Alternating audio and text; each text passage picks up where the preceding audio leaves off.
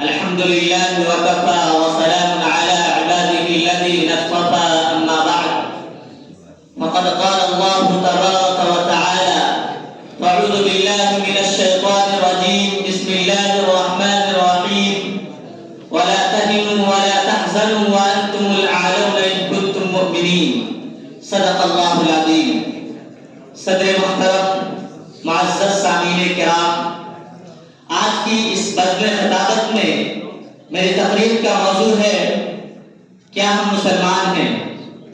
حضرات گرامی، پوری تاریخ اس بات پر شاہد ہے کہ جب تک ہم مسلمان اللہ کے بنائے ہوئے قانون کے مطابق چلتے رہے اور سنت نبی کو اپنائے رکھا اور تعلیمات قرآنی پر عمل پیرا رہے، اس وقت تک ہمارا عروج رہا، ہمارا دبدبہ چار دانگ عالم میں گونج رہا تھا.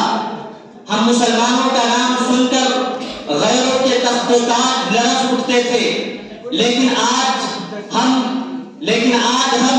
اس محترم معزز بننے سے آج ہم مسلمانوں کی کیا حیثیت ہو گئی ہے کہ آج دور حاضر کے دجال امریکہ اور برطانیہ سے خوف زدہ ہیں.